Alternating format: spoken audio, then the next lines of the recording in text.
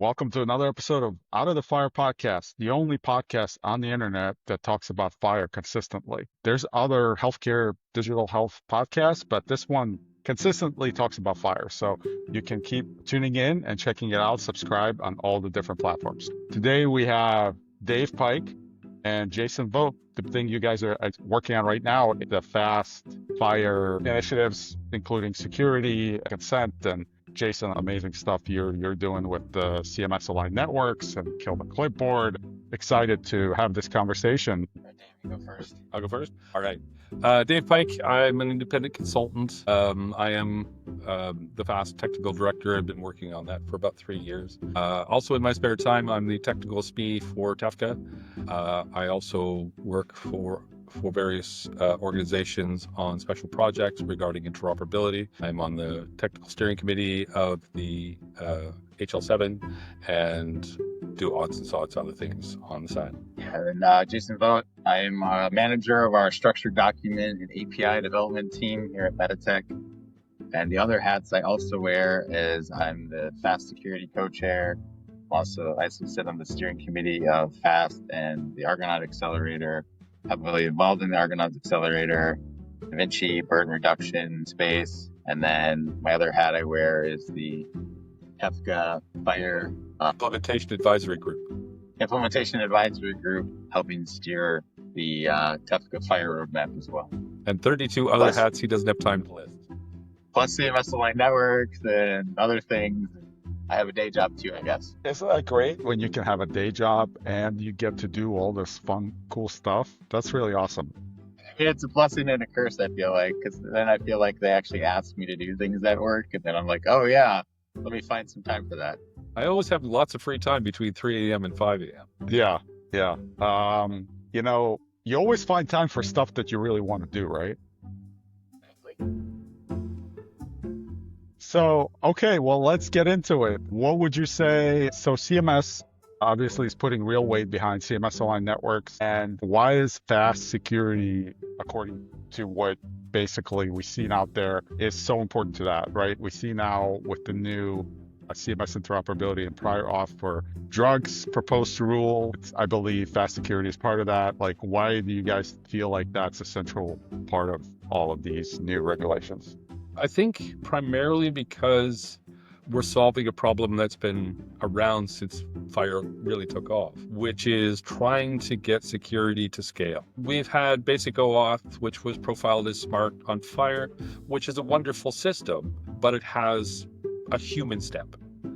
And anytime a human has to make a decision, has to make a technical change, that adds time and makes scaling much more difficult. With fast security, we have the dynamic client registration, which is based on an OAuth RFC, and take the human out of the process. So once they get enrolled into TEFCA or to a network that has set up a trust community, it's over. You get a cert and everything is automatic. They take that cert, they take the software statement, and they get the client ID, and then they go through standard OAuth, authentication authorization. And that's so much faster and less resource requirements than any other thing. So if we're going to make FHIR scale out to hundreds of thousands of organizations, we need to make sure that they can connect to each other without having to send an email or a phone call or any kind of human intervention, as long as we are comfortable with who they are and that they've agreed to be a good player on the network. Yeah, and Dave mentioned like the trust piece there. I feel like that's where like we really get a lot of technical trust in this fast security IG. And that's really what the networks have been kind of lacking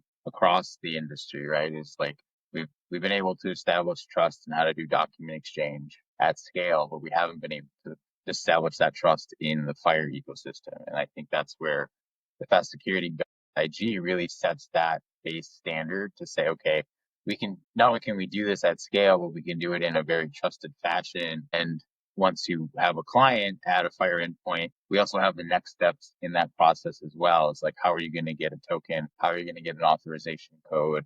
Or when a user or patient needs to get access versus a system needs to get access. And having those very defined rules of the road across a community or a trust network is crucial to really scale FHIR to where we want it to be. That's a great description of why fast security is so important. How does it support both B2B and B2C use cases? Essentially, we have a big problem in healthcare, and I had a great conversation with Michael Westover a while back about how healthcare just runs on these, CSV extracts and FTP sites. And so like 90, probably 99% of all healthcare organizations just exchange CSV files, right? And we have all of these other standards that they could have used. They chose CSV because it's probably the simplest, right? Or at least the simplest to the decision makers or the business people that set up the relationships. And so, first of all, like, I guess my biggest question is like, how do we get away from that? But also the B2C question is that we also want to address to consumer use cases that actually own a lot of this data that I always talk about when I was at UPMC and I ran a quality analytics team and I created all of this. My team created all of this amazing analytics and quality measurement analysis,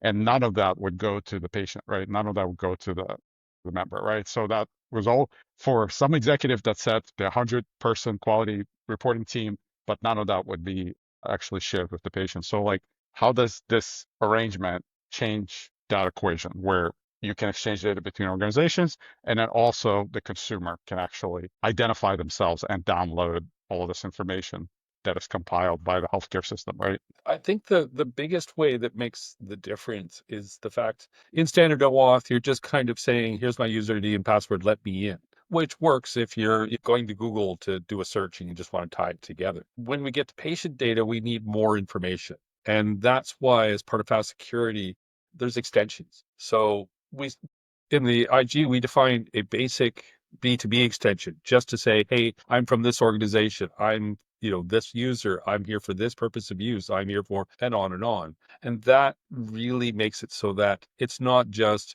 John Smith is logging in. It's this person who has this right to access the data with these, this user ID, all of this can be included in that. And that's not part of basic OAuth. So you can take that. You can still use it, unfortunately, to exchange a CSV if you really want to, but it makes it so that FHIR becomes a much more effective way because we take the smart scopes, right? So it's personalized to FHIR, it's personalized the information, it's personalized to patient if need be. And then you can have other extensions, such as one that declares who the patient is. It includes an OIDC token saying, hey, here's all my demographics, I'm me. And on top of that, they could still have their credentials, a user ID and password, because they've been to that site before to use the portal. All of this becomes part of the basic workflow without a lot of extra work, and it's portable. So when you create that information, the software statement is part of registration, the basic extension as part of the uh, authorization. You can use these right across. And then when you get to, authentication, that's when you get into fine detail. And that makes a huge difference, both in the B2B and the consumer world. Yeah, it's really building off of those standards too, right? Like in a lot of like what we're really good at right now in FHIR is going point to point, right? Like I have an app, I go to this organization, I get a client ID, right? Like fast security says, okay, well, if you're part of a trust community, here's your certificate and you can go to any organization in that community and get a client ID. Okay, now the next question is, okay, I'm going to get a client ID. What am I going to do with it? Or what am I supposed to do with it? Okay, well, I'm doing a treatment use case. I'm doing an individual access service or patient access use case. Okay, now here's the next step of rules of the road for that, right? Okay, I'm going to do, system to system or business to business, right? Okay, that's more of a client credential grant workflow. This is how we would handle that with your client ID and your client assertion. Okay, I'm doing more of a patient access one. Okay, we're still going to fall back to that authorization workflow that's part of smart and part of OAuth 2.0, but we're going to have some very specific guardrails to make sure that you get there in a scalable fashion. Like what what actually goes across the wire, right? It could technically be that CSV file. Most people want to use FHIR, so like we're expecting it to be FHIR, but it really just helps to establish those rules so that we can get to it faster. And like you don't have to go organization by organization or even vendor by vendor, right? Like you don't have to go to each EHR and say, okay, how do I get a client here? Like you could technically go to TEFCA and say, I want to access all 10 plus QHINs at once. Okay, here's your credential, your certificate. now go out and get access to everything. And that's the vision, right? Is you get it a lot easier onboarding, and those rules of the road are very clear and they're scalable in a way that they haven't been previously. And that's why, you see it both in the Aligned Networks documentation. And of course, TEFCA has adopted it as the security method for FHIR right across the network because it scales. And we don't want to have everybody have to go through a manual process one-on-one to get FHIR exchange going on to, a huge network.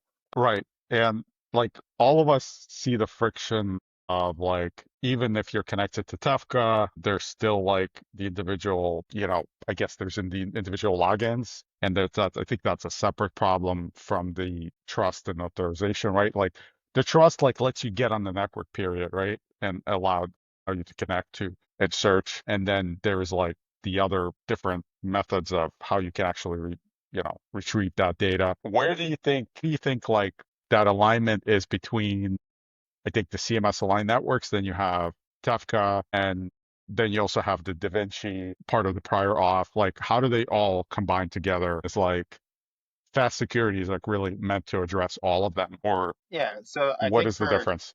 I think for it is a catalyst for all of them. I think as in the CMS aligned network, right, they really sort of talk about digital identity and how can we fit that into the workflow. And that's where the fast security community are working with the TEFCA community, who's also working with the CMS community to say, okay, what does that framework actually look like, right? Like they have this, an idea, maybe is it a token exchange type workflow or not, right? Which kind of takes the patient out of the workflow, which maybe isn't a good thing, versus, okay, can we inject that into an authorization based workflow that allows us to better facilitate that and keep the patient in the mix if they need to do a second factor authentication to make sure that the match is accurate, or that, okay, at this organization they want to authorize slightly different data because they're only really looking for a certain lab result from here, or whatever the use case may be. That ability to try to like piece those together and use that digital identity to solve the authentication problem, but also keep the patient in the mix for the authorization workflow is very important. And like we have, between a few different extensions and other guardrails, we have the ability to help manage that. And that's kind of what's next for the community, is like, let's solve this. If that can fit into the next version of the fast security guide, we absolutely will do that so that we can help further constrain those guardrails so that the communities, as we call them, TEFCA, et cetera, can utilize them to help facilitate agnostic exchange. Great. I see that the fast security is on ballot for the HL7 Fire Connectathon and coming up here in May. So, Dave, are you thinking this is like more of a global standard that we can adopt across, Yeah. national boundaries almost? And what is the thought there? Well, I mean, fast security started off as a project under ONC as UDAP, United Data Access Protocols. And it was brought to HL7. And because it started off under ONC, it was limited to US realm, so US use only.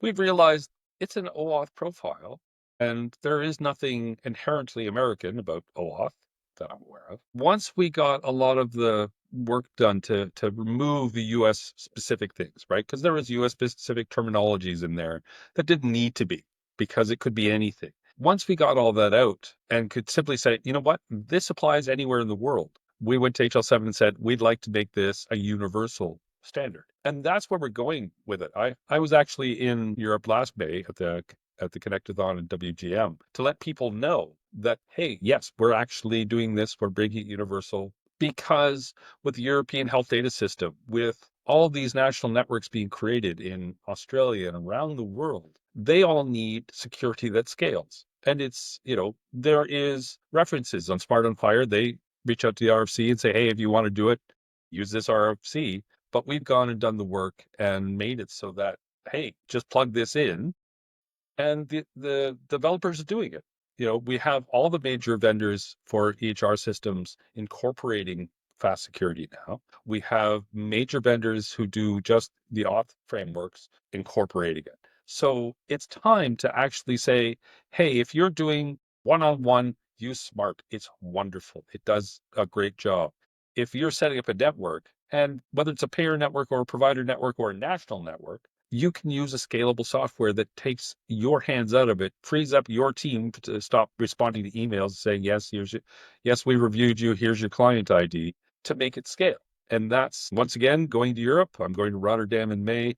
I've heard it's lovely. I've yet to be there, but I'm going there anyway. And once again, I'm going to brag like crazy that we've solved a problem that I've been working on as part of that, before my time as technical director, as part of the security group for the last 5 years. And it's ready for the world, and the world is very much ready for it. Yeah, and a lot of the organizations that have implemented it so far, a lot of them are international organizations, Meditech included, right? Like we want to use this in Canada, UK, Europe, even Australia, right? So like as we branch out with other parts of our system, right? Like having this, agnostic industry standard worldwide, is very beneficial to all of us. And Meditech was the first one to implement it, all the vendors, and we're really proud of our partnership with them to get them, showing us exactly how much and how little it takes to actually implement it. We were surprised. I think you originally said it took you 8 weeks to get a proof of concept together. Yeah, like I say, it was a lot faster because a lot of times it's just taking things that we already had. We already had certificate verification. We already had OAuth. We already had Smart. Start putting all those together, and our proof of concept and our showing up to our first connectathon with it was a lot faster than we anticipated. That's great. I always hear when I hear like of like really future-proof EHRs and like EHRs that are always like on top of the latest standards. Like Meditech is like one of the top ones I think always comes up. And the international angle is kind of interesting because I think when you travel, you go to an ATM or you buy plane tickets or all of these networks have set up and you can use your debit card anywhere in the world, right? Pretty much. If they have a ATM there.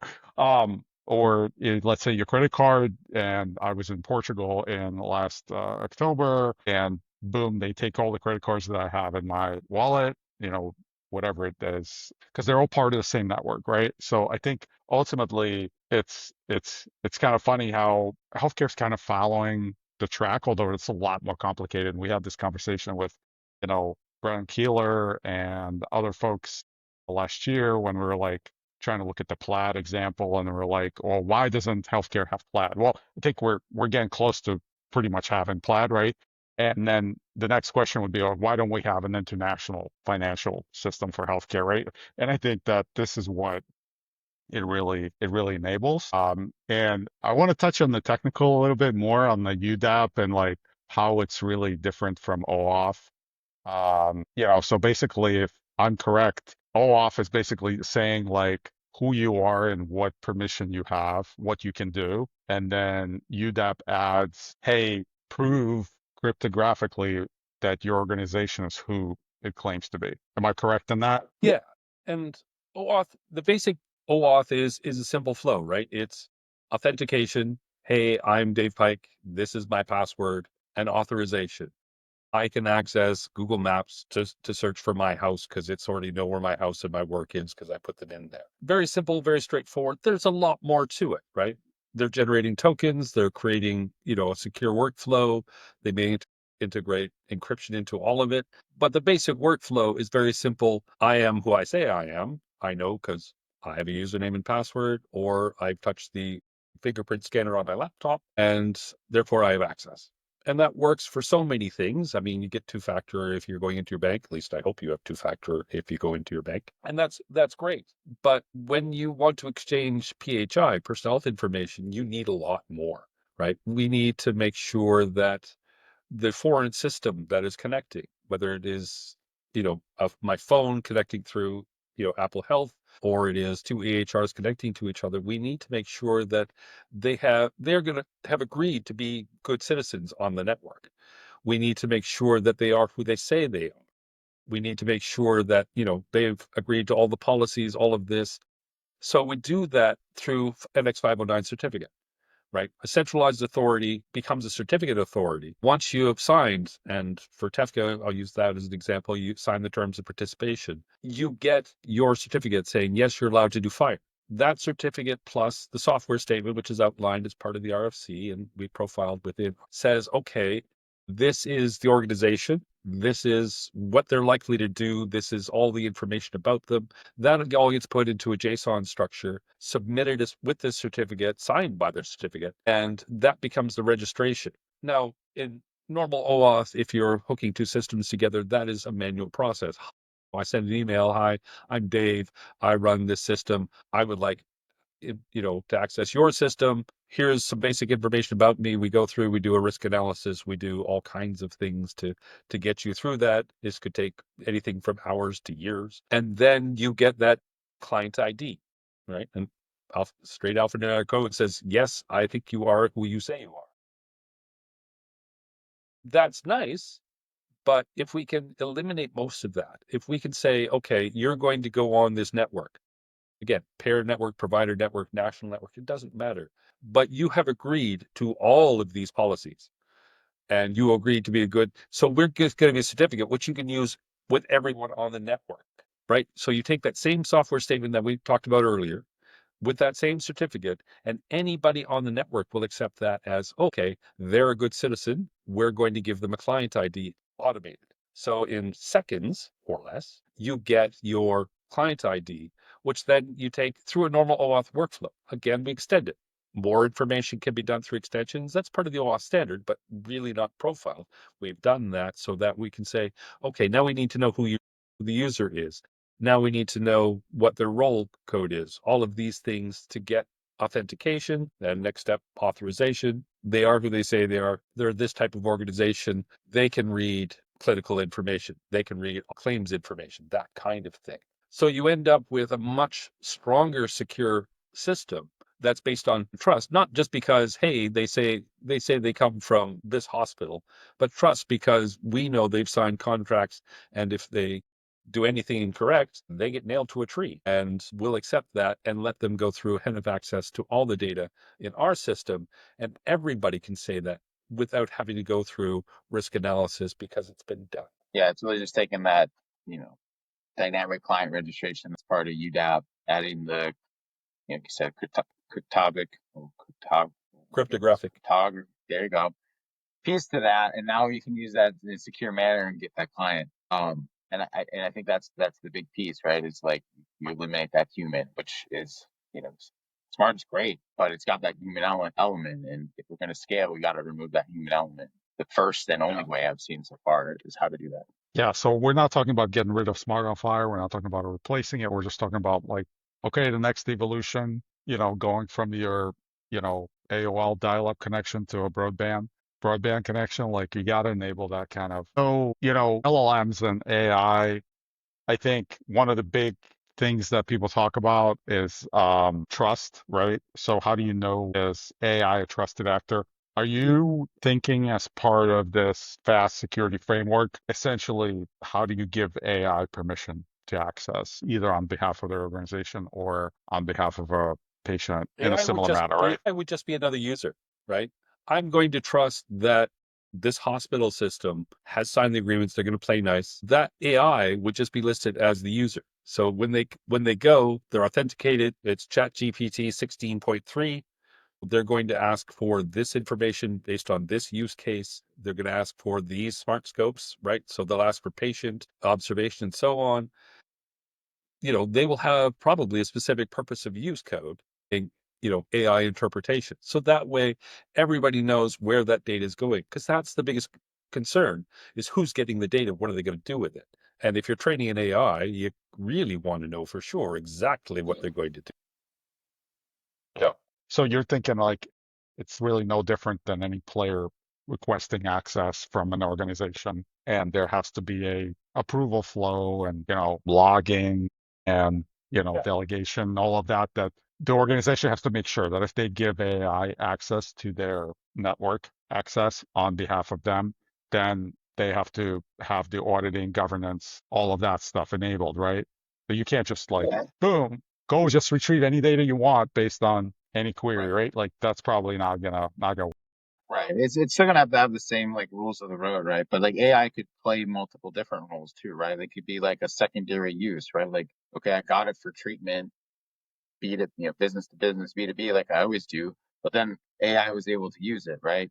Okay, this is the same idea as accessing it for an app, right? But AI is the app, and you just gotta give credentials to AI, but like that AI agent is maybe just a node on the network. And I think that's where you kind of figure out is like, okay, what role is this AI agent playing? And then assigning that through the certificate, through the subject alternative name and purpose of uses. And now you know exactly who that is. And, if we need to have different purposes of uses for AI versus others, we could look at that. But like, it should be crazy different, right? It should be very similar with maybe just a caveat here or there, or maybe it's the exact same, because it's not always that different between like if an AI agent gets the data or another computer that's not AI but still machine getting the data. Is it that different? In most cases, it's probably not. Yeah. I mean, we've been doing analysis on data, creating cohorts and all kinds of things with data in the HR systems and HIE systems for,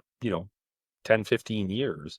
AI is just a hopefully smarter way of doing that. Um, You hear us? it's great when you have kids and they walk into your office and they start doing stuff that they're not supposed to. Yeah, you get used to it after a decade or two. I just sent a text to my son. I was like, when you get home, like stay out of the office. I don't need you in the recording. Decided to take the iPads away today. So it's like a no iPad day or whatever. And of course, that's like danger zone. So anyway, Jason, how old are your kids? I have a 15-year-old daughter and a soon-to-be 12-year-old son. One is home already. The other one is biking home and is expected to arrive any minute here. So in any minute, you're going to hear, I'm home at the top of their Yeah. voice. They'll Usually like they don't do that. vaults You'll hear a in, loud turn slam of on, the door. They might like turn walk on my by. iPad. Yeah. Yeah, so I have two boys, 10 and 12, so pretty much, yeah, I same. got two girls, 16 and 14. So I think we're all in the Okay. same boat. Same boat. Yeah. Lock your office. I think that's the takeaway there. Make sure you have a lock on your office. And then you have headphones so that you can like, doesn't matter if they start banging on the door, you can like ignore them. Yeah. So I had a chance to watch the CMS Aligned Networks beam that was rather CMS Health Ecosystem stream with Amy Gleason and all the companies, and everybody was kind of participating. Last year, I had Jill DeGraff on this podcast, like I think it was a year ago, right before this whole thing started. And we started talking about it. I was like, what is it? Like, what are we trying to do? So now it kind of all comes into view. And honestly, I'm pretty impressed in like the progress that's happening there. Jason, do you want to talk about it a little bit? Like, I saw you are working on stuff there with multiple different areas. One of them is like Josh Mandel, and I am a friend of the ecosystem, whatever they're calling it, patient caregiver or whatever. And so I've been like kind of looking into all the different groups and all the conversations I have, and I'm like, this is great. This is like a connect-a-thon that's like just an ongoing connect-a-thon that people are working together, which is what I think everyone wanted for a long time. But at the same time, like, what is your kind of thought about that right now? Yeah. I mean, I think to paraphrase a little bit, sometimes it's a little bit of controlled chaos. I think we're all moving in the direction that we want to move. I think sometimes like what the goals are kind of shift here and there slightly. And I think that's where like everyone has their heart in the right place, but we don't always agree on what we're going to do that. And I think that's where like as we move in from kind of like the initial push for March 31st, and now we start looking at July 4th. Now it's really saying like, how can we solidify and all agree on the standard to do that, right? Like we created a small little working group now that's just going to say, okay, there's a couple different ways to take an OIDC token that was given by the certified, the CSP, and now it's like, Credential okay, service provider. Credential service provider. But what do we do with that? How do we do that? Should that be in the authorization workflow type thing that you put that in and it's a full or hopefully a full replacement of the authentication piece? Some people kind of said, okay, well, I have an OIDC token, can I use like a jot bearer or token exchange type workflow? And like that has some merits too, right? Like other ones are like, well, can we use client credential CRAN and we just send you those things? So now it's like, how do we modify that? But unfortunately, a lot of that still kind of says, okay, let's assume registration has been done. And I think that's where, from that side of that standpoint for fast, like we're still trying to say like, okay, we have a solution here. Tefka's, is going towards this. Other people are going to that. Like, why can we not just say like that's going to be the standard? And we'll figure out who issues certificates. Is that a role that CMS could play, or can that come from the directory somehow, or something like that, right? And then on the flip side of that, right, for the other pieces, now it's talking about, okay, what is the role of consent in that workflow, and what's the definition of consent, because that sometimes is hard, and the role of authorization, right? Like, is there a difference between consent and authorization? Which I think for a lot of times there is a difference, but there's overlap there. So now it's our job in FAST to help facilitate that. Like we have a directory IG that they're helping use. We have a consent IG that we're helping to inform the group about as well as in security. So like it is controlled chaos, but at least the chaos is all pointed in the right direction. And it has been very engaging and very moving quickly and creating more advancement faster, which has been great. Now we just need to centralize that and all agree on what that advancement should look like. And I think that's going to be like kind of the next big phase there, is to get everybody consolidated to one line moving in the right direction, because we all agree that's the same line that we should go in. Very interesting. And do you feel like does AI have a big part to play in that, just because you can is it the fact that you can now create a solution, game it out, and just see how it works really quickly and prototype things really quickly? Or is it just the fact that you have all these people in the room and you can discuss these different pathways in terms of what needs to happen to enable the end goal that everybody kind of agrees on? Yeah, I mean, I think having everybody in the room, right? Everybody wants to be in the room where it happens, and we're making that piece come true. But I think on the AI perspective, though, it's like, okay, the kill the clipboard initiative, right? Like one of the pieces of that was, can I use a QR scanner to ingest this document into the EHR system, right? So for us, like, okay, well, we have different tools that we could do that already. We have some FHIR document reference write pieces that somebody could have wrote right into us, but the industry wasn't ready for that. So we were able to use AI, right, to basically write a quick QR scanning app, which you kind of saw in the demonstrations last Thursday. And we were able to use AI to help generate that. And that took a development project or prototype that used to take multiple weeks down to a couple days. We still have some enhancements to do it, but like that, I think, is where the AI really fits in, is to say, okay, well, I have this idea that we all kind of agreed to try. Now utilize AI to help create that prototype faster, to help increase that initiative and the quickness of that. I just have a quick question on the kill the clipboard. So to me, it's it's a great initiative, and I think it'll solve a lot of problems for when you're going to a new health system or a new provider, right? Let's say you're an existing provider. Does that create duplication? Like, if I'm bringing it to my existing health system that technically already has Epic or Meditech, and they have my data, just this provider, but I'm going to give them my QR code just to check in and do all that flow. So is there considerations about how do we make sure that there's not creating redundant data and making the situation worse from a data quality perspective and all the other stuff, right? Yeah, I mean, I think initially, right, the way we're going it's more of like, hey, here's an additional view, right? Like, if we bring it back to just kind of core interoperability for a second, right? Like, we've done a lot of things with document exchange. You kind of pop up a document, it's got a lot of information in there. The clinicians can kind of review that. There's certain pieces, problems, meds, allergies, maybe immunizations, maybe a little bit more that you kind of discreetly pull out and you put in the chart. And now it's like, what is that same role for a patient mediated document? Okay, initially, I think a lot of us are saying, okay, let's view it. They have another piece of information that they can add to their equation, right? To say, okay, how do I treat this patient? Okay, here's what I'm seeing from the networks. Here's the patient's story, which I think is an important story, right? Okay, now mentally I put all those together and we can create that solution there. I think after that, that's where we really start to get into the okay, how could AI help us do that? I have 5 problems I got from my patient. I have 25 problems I got from the network that have some duplication in them. and are fully duplicated on this side of these 5 and these 25. Okay, well, AI can maybe put those together and now say, okay, well, this was from the patient, but it was verified from the network over here, where I have that same problem, like that's a verified problem, it's a verified allergy, those types of things. And now I think that's where it goes next for the killer clipboard. It's like, okay, we have a PDF.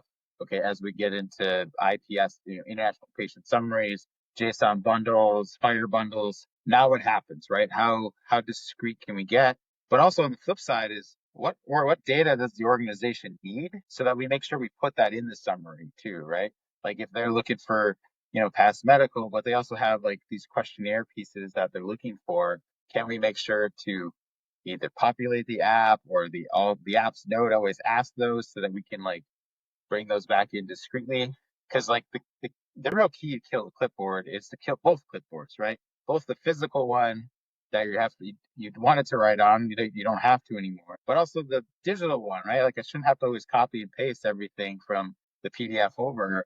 And I think that's the next evolution of that. Is like, how do we kill the next part of the clipboard, of that digital clipboard that's on your computer as you're copying and pasting things across from the PDF. Yeah. I've been talking about my experience with the colonoscopy I had last year, and the fact that I needed to go fill out a 46-page document to retype all of my medical history, because the EHR that they're honestly the biggest gastro provider in the Western PA area, for some reason is not interfacing with any of the EMR systems, like at all. So like all they send you is a Word document that you have to like retype. So I'm like, okay, this is like not cool. And I'm thinking that's like a perfect solution for that, right? You just bring him and then boom, you guys scan this thing and then you got all my history. The problem is like where are they going to put it? But well, there should be like an open source tool that they can just like stand up and be like, boom, you're done. Yeah. I mean, a lot of systems have a way. If you brought that as a piece of paper, right? You brought that as 13 pieces of paper, they'll scan that in as one and make it a PDF, right? Yeah. So like a lot of systems have a landing No, spot these guys wouldn't even give you an appointment until you filled out the form and press submit. Then they have their schedule. Yeah. So it was fun. And guess what? The scheduling took a week, and I was in the queue with like 49 other people. And like you basically, every time you call, they tell you where you are in the queue. And then they call you back after that at some point, and then I missed the call. So I was in the queue and I missed the call. So like literally, like I've never experienced anything like that. But apparently, like there's such a shortage of like whatever gastro practice and physician, like they can do whatever they want, because you know what, they have the volume and they're making money and whatever. So I think that's like a lot of the way healthcare practice. But like anyway, so but I think actually like the kill clipboard is like really interesting, because like now that patients can't be empowered with their own AI and AI agents, and I've been prototyping my own like open claw agent and that can do stuff. So I can actually maybe like create a QR code and say like, hey, open claw, like send all this stuff to my provider that I gathered from all these other sources that they don't even know about, right? And I know they're not pulling my data, right? But I can pull my data and I can give it to them. So I think like that may be one of those like use cases where like patient has they have a desire to provide their provider with all of their data, because that's their healthcare, right? So Yeah. And if you've got an individual access services provider, so somebody who has a personalized provider for you, and you combine that with smart health links, right? Then, which is an up and coming standard where you literally just give somebody, here's a link to the data, you go, pull it, and it may or may not be behind a basket, depends on how you set it up. But that will simplify a lot of this, so that even if they don't have an EHR that's connected to care quality and TEFCA and Commonwealth and they're, like local HIE, they can get their whole record because you already got it. You've already fetched it from everywhere, put it in one place, and just send them a link, and away we go. Yeah, and I think that's where, like, I was talking with Josh Bendel, been chatting with him the last couple of days about Kill the Clipboard a little bit, and like one of the things I asked him about is, okay, well, we have the ability with, fast security and other mechanisms to get tokens, right, to do these things. Like, why don't we start facilitating some rights? Okay, you have a PDF document. Why don't we just write that into the system? Because you can probably write that in 3 days, 5 days, maybe before you even show up for your appointment, So that gives the clinician, the nurse, whomever, time to also work through that information and get that into your chart. So when you actually show up, it's not the first time they're seeing that data, right? Like you don't want to come in and like go to the registration and check in, scan your QR code, and now that's the first time they're seeing that data. They may not have the full time to incorporate that in, both physically and mentally, for that. So like, how can we utilize different purposes of uses, maybe even some certifications that come in as part of the fast security IG to say, okay, not only is this app trusted, this app's also trusted to like write data in or other things like that. And I think that's where some of the security mechanisms and some of the industry standards can start to really rally around. Like we know it's going to be patient mediated. We know it's coming from the patient. So we can have a very specific workflow to say, okay, it goes in this bucket in the chart and it comes in this way. And this is what we can do with that. And like, that's where, the fun part, if there's fun part about some of this controlled chaos is like these things are starting to be explored now a little bit faster than they have previously, right? Because people are very interested in that. And you bring a good idea up to the community, the community is ready to say, oh, let's go try that out. And it's really spurring that innovation. Okay. So just to maybe like finish up in terms of fast security, where in the future, where do you think fast security is headed? But also like there's consent, right? There's provider directory, which I saw they just released provider directory data today, and I had my Claude Code download all 4 gigabytes of it, which is amazing what you can do now. It's just like it does it for you. So like, yeah, where do you think it's all headed? World domination, very simply, no. We've been really lucky that we've been working on these things for 7 years now to try to solve the problem that people have recognized and are now looking at us to do it. So beyond fast security, it's adoption by TEFCA, it's adoption by a number of organizations. We have our National Provider Directory, our NDH, which is the template for exchange that's going to happen for the CMS National Directory. We've been working with them side by side to, create a specification they can use and everybody can use to interface with it. So as you see CMS build up this directory, and hopefully it becomes the one true directory that we've been promised all these years, fast security is right there. You put digital identity. We've been talking, the digital identity CMS work group has been talking about, hey, we need just one, right? We can't have the government issue us an identifier. They've been prohibited to do that since the dawn of time. So let's go to industry. And so we're working with the Caring Group to create that one true identity, the golden record, with an identifier that can be used right across healthcare. So when you walk in, you don't have to say, hi, I'm Dave Pike. I live at this address. I live in this city. I'm born in this date, and on page 2, I'll then continue. You walk in, show them a QR code, show them something. They pull you up from the credential service providers like IDMeet, like Clear, like login.gov. And that means automatically they know who you are. They have your demographics, and they can pull up your record right across the country. So anywhere that's been incorporated, that identifier becomes part of your record. And we stop with demographic matching, which, as we know, is perfect. Nothing can go wrong with demographic matching. And then to throw on top of all this, we've been working on federated consent, really trying to fix the problem that, well, anybody who's gone through a care journey knows they sign their consent 12 times per day.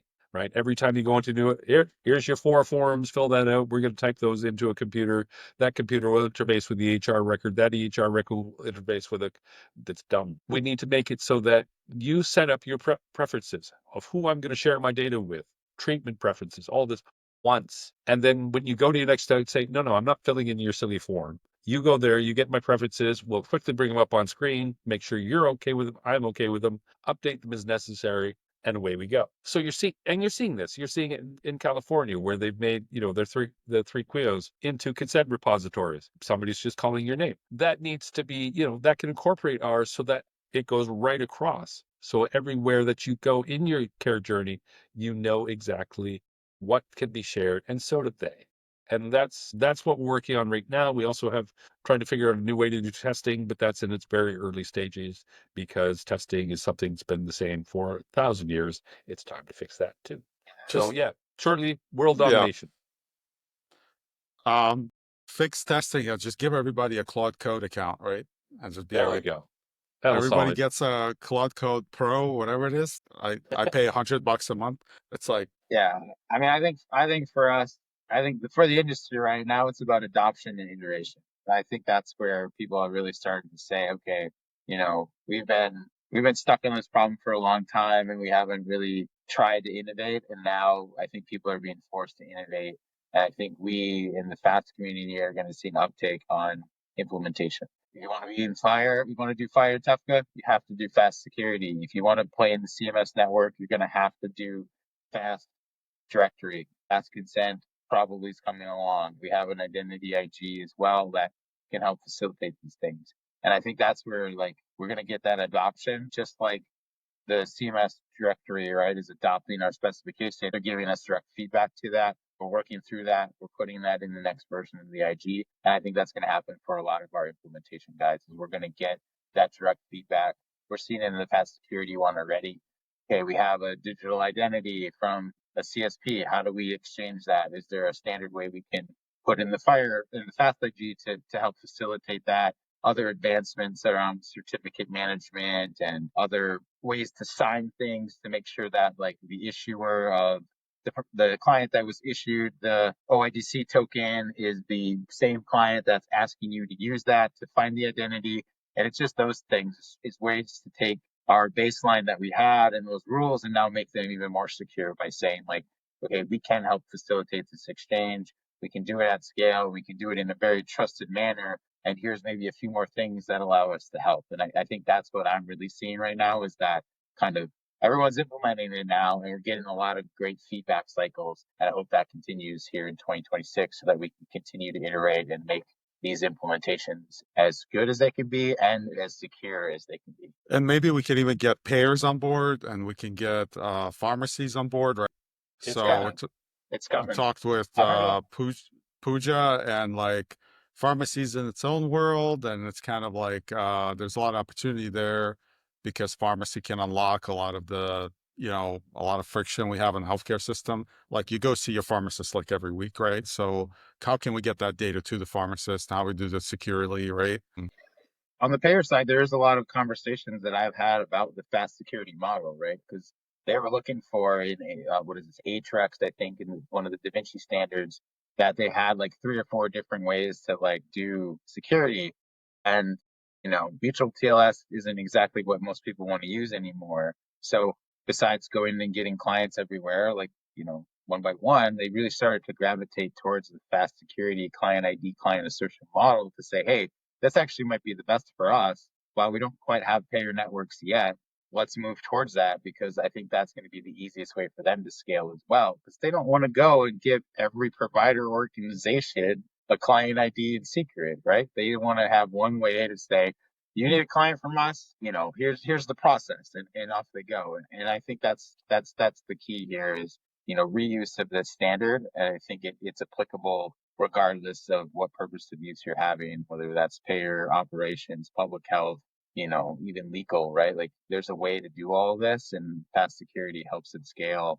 And the other fast IGs help create the whole ecosystem. And that's really what the FHIR at Scale task force was, right? Like how do we make this scale across all these different pieces so that we can do it in a lot more seamless and a lot more, onboard once, get it all, which I think is what we're all really after is that onboard once. Okay. Well, thank you for joining this conversation, gentlemen. Amazing work. Obviously, both of you are doing a lot of incredible progress. I think if you think about the last like 12 months, I think we've made like a lot of things that people have been talking about, and it's just exciting to see. But at the same time, like I think like in our everyday lives with AI and everything else that's happening, it's pretty incredible. So thank you very much for hopping on. I enjoyed this conversation. Are you both going to be at Dev Days in June? Unfortunately not. My travel budget's running low having to go to Europe, so I'm going to miss Dev Days. You picked